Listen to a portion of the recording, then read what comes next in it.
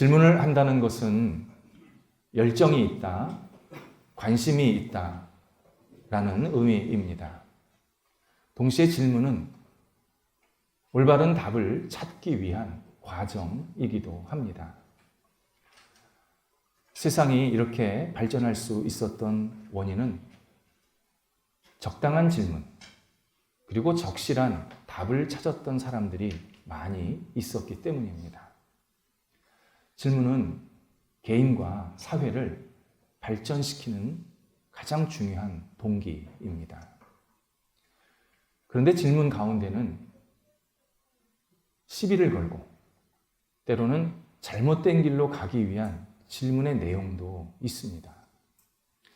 질문을 하는 거 보면 답을 찾으려고 하는 게 아니라 뭔가 잘못된 대답을 하기 위한, 그리고 그런 것을 유도하기 위한 질문을 하는 사람들이 있습니다. 이런 질문은 반드시 그의 영혼을 자꾸 어둡게 만듭니다. 질문을 해서 더 밝아져야 되는데 질문을 해서 더 나빠지는, 후퇴하는 그러한 삶을 살게 됩니다. 영적인 면도 마찬가지입니다. 영적으로 궁금해서 하는 질문은 반드시 영적인 체험과 깨달음을 허락해 주십니다. 네가 그런 게 궁금했구나. 내가 알려줄게. 그런데 영적으로 불신하기 위해서, 하나님을 모욕하기 위해서 하는 질문은 그의 영혼을 어둡게 만듭니다. 그런 질문을 하면 할수록 답이 나오는 게 아니라 자꾸 구렁텅이에 빠져서 헤어나오지 못하게 만듭니다. 오늘 본문이 이런 내용입니다. 3가지의 질문이 연달아 나옵니다. 근데 이 질문은 각 사람이 예수 그리스도가 하신 말씀, 행동을 경험하면서 다르게 반응하고 있는 결과입니다. 그러니까 다 다른 사람들이 질문하고 있는 겁니다. 먼저 25절에서 이는 저희가 죽이려고 하는 사람이 아니냐, 첫 번째 질문하는 사람들이 나옵니다. 여기서 저희가가 일부 예루살렘 시민과 지도자들입니다. 많은 예루살렘 사람들은 지도자들이 예수님을 거부하는지 처음에 몰랐습니다. 그런데 시간이 지날수록 예수님에 대한 이 반응이 굉장히 비판적이고 부정적인 겁니다. 그래서 많은 사람들이 지도자들이 지금 예수에 대해서 별로 받아들이지가 않고 있구나, 이걸 깨닫게 된 겁니다. 그래서 이런 질문을 한 겁니다. 근데 이 질문에는 나도 예수 안 믿습니다. 나도 예수를 믿고 싶은 마음이 없습니다. 나도 예수 관심 없습니다. 이 말이 들어가 있는 겁니다. 그래서 이 첫 번째 질문은 인간의 죄성을 그대로 보여주는 질문입니다. 성경은 하나님께서 세상에 구원자를 보내셨지만 사람들이 구원자를 의도적으로 거부한다, 외면한다. 그리고 구원자랑 관계없이 자기가 살고 싶은 대로 살고 있다. 그것이 인간의 죄성이다. 계속 말씀하고 계시는데 그 죄성을 오늘 본문에서 그대로 보여주고 있는 장면입니다. 그래서 유대인들이, 유대 지도자들이 이런 질문에 대답을 하지 않았습니다. 자기 양심에 찔리는 겁니다. 지금 정당한 반대가 아닌 겁니다. 그냥 기분 나빠서 반대하고 있다는 뜻입니다. 두 번째 질문은 26절에서 당국자들이 저 사람이 그리스도인 줄 알고 있느냐? 이렇게 질문합니다. 이 두 번째 질문은 첫 번째 질문한 사람과 다른 부류입니다. 두 번째 질문한 사람들은 예수님께 관심이 있었습니다. 믿고 싶었습니다. 그런데 당국자들, 지도자들이 예수를 그리스도인 줄 알고 거부하는 거냐 아니냐에 따라서 자기들도 다르게 반응하겠다는 겁니다. 이 질문에 대한 지도자들의 답은 명확합니다. 상관없다입니다. 유대 지도자들은 예수님이 구원자인지 아닌지 관심 없었습니다. 예수를 거부했던 이유는 자기들의 영역을 침범했기 때문입니다. 그렇게 생각했기 때문입니다. 지금까지 구원 이야기, 하나님 이야기는 오로지 유대 지도자들만 했습니다. 그들이 가르친 것들이 다였습니다. 근데 예수님께서 나를 믿어야 너희가 구원을 얻고 내가 너희들에게 하나님의 뜻을 알려주고 진리를 알려주고 있다. 나를 통해서만 하나님을 만날 수 있다. 이 얘기를 하시니까 유대 지도자들이 저 사람 봐라. 우리의 권한과 권위를 빼앗고 있네. 그러면서 무조건 그를 반대하는 겁니다. 예수님을 경쟁자로 여기고 있었습니다. 예수님을 구원자가 아니라 자기들의 자리를 빼앗기는 사람, 빼앗는 사람으로. 그래서 예수가 계속 저렇게 활동하게 놔두면 자기들이 죽는, 자기들의 자리가 없어지는 그러한 생각을 가지고 예수를 거부하게 됩니다. 결국 이들이 나중에 예수를 핍박하고 십자가형으로 몰아가게 하는 그러한 사람들이 됩니다.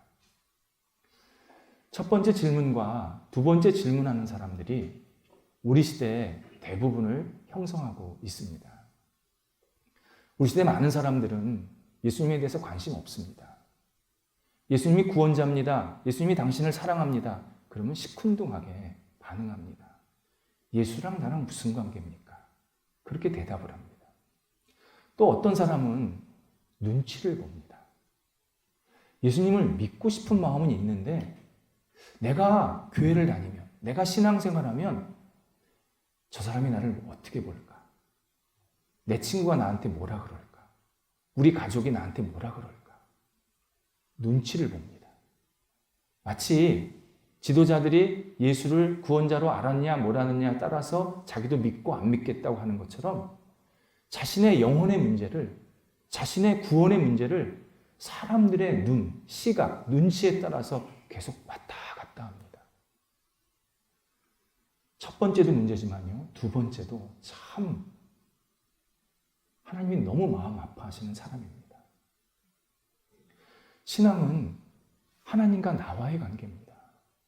내가 예수 그리스도를 누구라고 고백하느냐가 핵심입니다. 옆 사람이 뭐라 그러든 그건 상관이 없습니다. 신앙생활은 내가 예수 그리스도 하나님 바라보고 하는 겁니다. 근데 이렇게 눈치를 보면요, 누가 예수 믿고 잘 됐다 그러면 나도 예수 한번 믿어볼까? 예수 믿는 사람이 실수하거나 잘못한 일이 있으면 거봐, 내가 그럴 줄 알았어. 나 그래서 예수 안 믿어. 아니 도대체 누구를 위해서 예수를 믿겠다는 건지. 자신의 영혼과 영원한 생명을 위해서 예수를 믿어야 되는데 계속 사람들의 눈치를 보면서 자신의 영원한 것을 다 맡기려고 하는 잘못된 태도를 갖게 됩니다. 빨리 여기서 우리가 벗어나야 합니다. 그래서 세 번째 질문이 의미가 있습니다. 31절입니다. 그리스도가 우리에게 다시 오신다 한들 그 사람이 하는 표적, 기적이 지금 이분보다 더 낫겠느냐? 이렇게 질문한 겁니다. 지금 세 번째 질문한 사람들은요, 예수님을 구원자로 믿고 고백하는 사람들입니다. 따르겠다고 결심한 사람들입니다. 이런 내용입니다. 어느 대단한 사람이 지금 우리 앞에 나타나서 어떤 이야기도 하고 행동도 해도 과연 저 예수님보다 더 위대하고 경이로운 일을 할 수 있을까? No. 불가능해. 지금 예수님이 말씀하시고 행동하시는 것은 우리가 여태까지 들어보지 못했던 너무나도 우리를 감격하게 만들고 깨닫게 만들고 우리의 영혼을 막 전율하게 만드는 놀라운 내용이야. 행동이야. 저분이 그리스도가 맞아. 저분이 구원자가 맞아. 확신하고 있습니다. 그래서 우리는 세 번째 질문한 사람들을 묵상해야 합니다. 예수님께서 이 땅에 오셔서 구약에 있는 구원자에 대한 예언을 다 성취하셨습니다. 정말 빠짐없이 구원자에 대한 내용을 하나하나씩 다 이루셨습니다. 또 하나님의 뜻을 이루시기 위해서 당신의 모든 것을 다 내려놓으셨습니다. 예수님은요, 하나님의 뜻을 이루기 위해서 눈치 보지 않으셨습니다. 자기 생명을 아까워하지 않으셨습니다. 희생을 마다하지 않으셨습니다. 그냥 다 쏟아내셨습니다. 그래서 하나님의 뜻을 온전히 이루십니다. 거기에 우리 인간의 모든 문제, 그것이 육체적인 문제, 영적인 문제, 삶의 문제, 모든 문제를 다 해결해 주시겠다고 다양한 말씀과 행동을 통해서 우리에게 알려주셨습니다. 예수님께서 하신 사역들을 보면 예수님이 진짜 내 모든 인생을 다 해결하시는 분이구나. 이걸 막 몸으로 깨달을 수 있을 만큼 그런 다양한 말씀과 행동을 우리에게 하고 계십니다. 더 중요한 것은 예수님께서 구원을 위해서 모든 길을 완성하셨습니다. 예수님은요, 어떤 사람에게도 구원의 권한을 이양하지 않으셨습니다. 나 믿고 쟤 믿어. 그러면 구원받아. 그러질 않으셨습니다. 오직 나만 믿어야 된다. 나로 말미암아 너희가 구원을 받는다.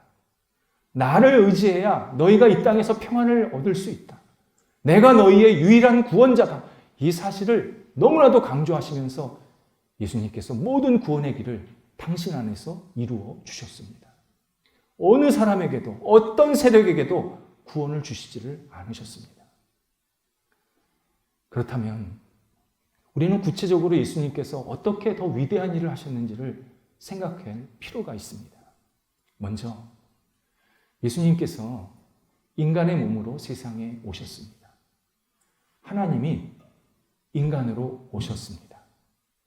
이것을 기독교 신앙에서는 성육신이라고 표현합니다. 가장 거룩한 분이 나약한 인간의 몸으로 찾아오셨다라는 의미입니다. 하지만 이성과 과학으로 똘똘 뭉친 요즘 사람들은요, 성육신 믿지 않습니다. 비웃습니다. 하나님이 계신지도 명확하지 않거니와 어떻게 하나님이 인간의 몸으로 오냐? 왜 오냐? 인간 세상이 좋다고? 그러면 내려와서 하시라 그래. 왜 하나님 노릇해? 하나님이 못하러 인간 몸으로 와. 우리가 왜 개미가 돼? 하나님이 그렇게 대단한 존재라면 그냥 그분이지. 왜 인간의 몸으로 오셔가지고 우리랑 같이 섞여? 강하게 비판합니다. 그래서요, 성육신을 지금 이야기하면 사람들이 제정신이 아닌 사람으로 취급할 때가 많습니다. 근데 더 놀라운 사실이 있습니다. 이 성육신을 요즘 사람보다, 이 과학과 이성으로 무장한 요즘 사람보다 더 강력하게 거부한 사람들이 있습니다. 유대인들입니다. 유대인들은 세상 사람들이 하나님의 하자도 모를 때 하나님을 믿고 따랐던 사람들입니다. 하나님에 관한 글을 써서 후손들에게 가르쳤던 사람입니다. 그들이 가르쳤던 하나님이 어떤 분이냐면, 하나님은 인간과 존재가 다르다. 하나님은 하늘에 계시고 인간은 땅을 딛고 산다. 하나님은 절대 인간과 혼합되지 않는다. 하나님은 하나님이고 인간은 인간이다. 이게 유대인의 하나님의 가르침의 핵심입니다. 그런데 하나님이 인간의 몸으로 오셨다. 이건요, 4,000년 넘게 하나님을 알고 믿었던 그들의 정체성이 무너지는 겁니다. 본인들이 가르쳤던 하나님에 대한 가르침이 다 가짜가 되는 겁니다. 엉터리가 되는 겁니다. 잘못 알고 있는 겁니다. 그래서 지금도요, 예수 절대 성육신했다고 믿거나 말하지 않습니다. 지금 예수 그러면 그분 옛날에 베들레헴에서 태어난 우리 좋은 예언자 중에 하나, 우리 큰형님. 유대인들이 제일 이해 못하는 게 뭔지 아십니까? 12월 25일 날 노는 게 이해 못해요. 세상 사람들은 성탄절이라고 다 좋아하는데 아니 그날을 왜 놀아? 관공서가 문 열어요. 그래서 이스라엘은 전혀 신경 안 씁니다. 거부해요. 받아들일 수가 없는 거예요. 근데요, 하나님 참 묘하신 분입니다. 하나님께서 그 유대인들 중에서 다양한 사람들을 선택하셔서 예수님이 구원자고 성육신하셨다는 사실을 지금도 믿고 전하게 하고 계십니다. 과거에는 베드로를 비롯한 11제자였고 야고보였고 사도 바울이었습니다. 지금도 유대인 중에서 예수를 믿고 담대하게 사람들에게 복음을 전하고 예수님이 성육신하셨다라고 전파하는 사람들이 꽤 많습니다. 예수님은요, 예수님과 함께 3년 동안 지냈던 친했던 사람들, 예수님을 한 번도 보지 못했던 사람들, 예수님의 육체적인 동생 야고보, 예수님과 전혀 관계없던 저 다소에 살았던 사도 바울, 거기에 신분으로는 아주 하층민서부터 상류층까지 많은 사람들을 뽑으셔가지고 지금도 계속 예수가 세상의 구원자다. 유대인들이 예수가 세상의 구원자고 우리는 예수를 믿어야 이 땅에 소망이 있다. 외치고 다니게 만들고 계십니다. 두 번째는 예수님께서 세상을 변화시키셨고 지금도 변화하시면서 이끌어 가고 계십니다. 예수님이 세상에 오실 때 당시 상황 최악이었습니다. 잔인, 폭력, 전쟁, 무자비, 철저한 차별. 우리 인간 언어 중에서 부정적인 단어가 다 이때 적용이 되어 있습니다. 그래서 일반 역사에서는요, 예수님이 오신 그 1세기부터 3세기까지를 야만의 시대라고 표현합니다. 야만의 시대. 어떤 사람의 생명이나 재산을 찬탈하기 위해서 수단과 방법을 가리지 않았습니다. 이때는요, 내 거라는 개념이 없었어요. 뺏어가면 자기 거야. 내가 빨리 먹어야 내게 되는 거지, 가지고 있다고 내게 되는 게 아닙니다. 그러니까 로마가 법을 만들었단 말이죠. 왜 만들었을까요? 가만히 놔두면 엉망진창이 됩니다. 법이라도 만들어놔서 이 개인의 소유라도 보유해주고 그리고 뭔가 권리를 인정해줘야 나라가 안정될 것 같으니까 법을 만든 겁니다. 법을 만들었다는 소리는 그만큼 엉망이었다는 겁니다. 그 상황이. 그런데 예수님께서 이 땅에 오셔서 사역을 하시고 십자가에 돌아가시고 부활하신 후에 세계가 바뀌기 시작합니다. 정확하게 예수 그리스도를 믿고 따르는 사람들, 곧 그리스도인들이 예수님의 품성, 예수님의 생각, 예수님의 삶을 현실에서 그대로 재현하기 시작했습니다. 기독교인들의 변화가 결국 세상의 변화로 이어지는데 첫 번째 시작이 그리스도인의 가정에서부터 출발했습니다.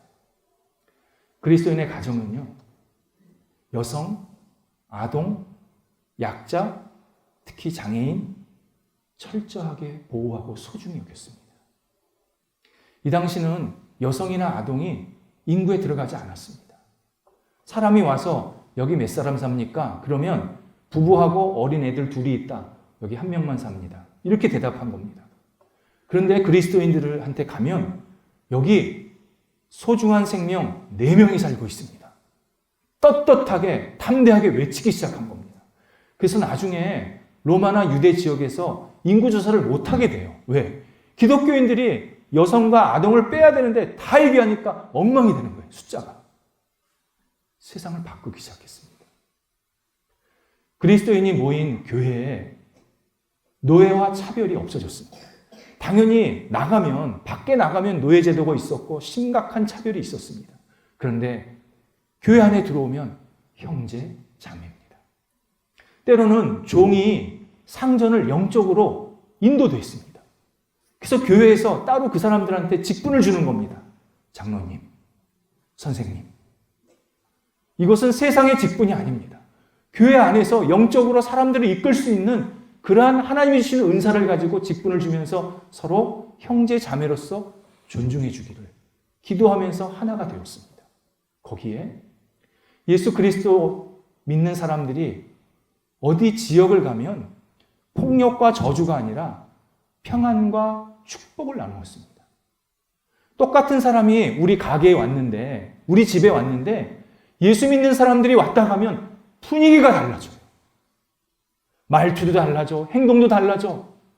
여기 와서 나한테 그렇게 축복을 해주고 가는데 마음이 멍멍한 겁니다. 그렇게 세상을 계속 바꿔나가기 시작했습니다. 그리고 이 세상의 변화의 정점에 로마 황제들이 있습니다. 로마 황제들이 예수 그리스도를 믿고 그리스도인이 됩니다. 완전히 로마 제국을 틀을 바꿉니다. 그 대표적인 인물이 콘스탄티누스 그리고 유스티니아누스, 이 두 분입니다.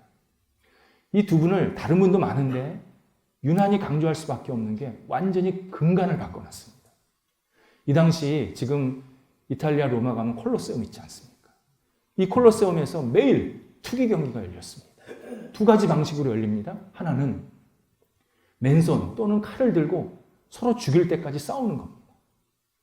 싸우게 하는 이유는 로마 사람들은 강인해야 된다는 겁니다. 그걸 보라는 겁니다. 그걸 계속 가르친 겁니다. 그러면 한 사람이 이기면 진 사람, 죽은 사람이죠. 그 사람의 모든 권력까지 다 가져갔습니다. 이긴 사람이. 대신 그 주변에 몇만 명이 되는 관중들은 둘 중에 하나 돈 걸어가지고 돈을 따가게 했습니다. 이런 재미가 어디 있습니까? 싸움 구경도 해, 돈도 벌어. 두 번째가 노예나 죄인을 며칠 굶은 맹수한테 던져줍니다. 그러면 사람이 사느냐, 맹수가 잡아먹느냐. 맹수가 잡아먹으면 시간이 얼마나 걸리냐. 이걸 두고 또 내기를 한 겁니다. 그렇게 돈 벌게, 돈 따가게 만들었습니다. 로마 제국이 이 두 가지를요, 정식 운동 경기로 만든 겁니다. 그런데 이 두 황제가 아무리 생각해도 이건 하나님의 뜻이 아닌 겁니다. 그리스도가 우리한테 가르쳐 주신 방법이 아닌 겁니다. 그래서 순차적으로 폐쇄를 합니다. 대단한 용기였습니다. 요즘 말로 하면 스포츠 경기 다 못하게 한 겁니다. 가능합니까? 로마 황제들은 예수를 믿고 가능하게 했습니다. 노예도 마찬가지입니다. 노예를 보호하기 시작했습니다. 노예 제도를 없애면 금상첨화였죠. 그런데 노예 제도를 없으면 로마 제국이 무너지니까 거기까지는 못 간 겁니다. 여러분, 그런 거 보면요, 하나님의 시간은 분명히 있습니다. 우리는 내 조급한 마음에 이렇게 해주세요. 이렇게 해주세요. 지금 이거 빨리 이렇게 이루어지게 해주세요. 막 그러잖아요. 하나님은 때를 가지고 하나씩 하나씩 그 일을 이루어 가십니다. 노예 해방, 그때부터 1500년 이후에 일어났습니다. 인간으로 볼 때는 1500년 괴로운 시간이잖아요. 그런데 하나님은 그런 시간이 충분히 필요했던 겁니다. 우리가 준비가 필요했다는 겁니다. 인간이. 그래서 급하게 주시지 않은 겁니다. 우리가 하나님의 때를 기다리면요, 조급하지 않을 수 있습니다. 로마 황제들이 노예들을 보호하는데 당시 노예들은 몸에다가 노예라는 도장을 찍었습니다. 인장이라고 합니다. 그걸 금지시킵니다. 그리고 노예를 매 맞아서 죽지 못하게 만들었습니다. 노예는 일하는 사람이지 매 맞는 사람이 아니다. 규정했습니다. 노예가 자유인, 평민이 될 수 있는 기회를 대폭 확장했습니다. 노예가 병원, 보육원 시설을 이용하게 만들었습니다. 완전 천지개벽입니다. 그러니까 말만 노예지 일반 평민들과 똑같이 생활할 수 있게 만들어준 겁니다. 그렇게 황제들이 세상을 바꿔놨습니다. 그런데 예수 그리스도를 놓치고 복음을 잃어버렸을 때 다시 세상은 야만의 시대로 회귀합니다. 그게 중세입니다. 그때 예수 그리스도께서 다시 예수님의 사람들을 세웁니다. 그게 종교개혁자들입니다. 종교개혁자들이 예수님을 믿고 다시 복음을 사람들한테 전하면서 구원만 전하는 게 아닙니다. 건강한 사회 시민의식, 건전한 윤리 도덕, 생각들, 행동들, 이런 것들을 계속 발표하면서 실제로 종교개혁은 구원만 한 게 아니라 사회를 완전히 바꿔놨습니다. 비유로 말하자면요, 2발자국 뒤로 물러갔는데 중세 때, 종교개혁 시대 때 10발자국 앞으로 팍 튀어나간 겁니다. 그래서 종교개혁 이후의 사회는요, 이전과 전혀 비교할 수 없는 아주 성숙하고 발전한 사회로 완전히 바뀌게 됩니다. 우리는 스위스 쥐리 이야기를 하지 않을 수가 없습니다. 제가 자료를 찾아보니까요. 쥐리히가 지난 20년 동안에 세계 사람들이 가장 살고 싶은 도시, 가장 살기 좋은 도시 수위를 차지했습니다. 여러분 그런 마음 있으십니까? 저는 그런 마음이 있습니다. 가봤거든요. 아, 여기서 살면 좋겠다. 근데 못 살아요. 왜요? 비싸요. 너무 비싸요.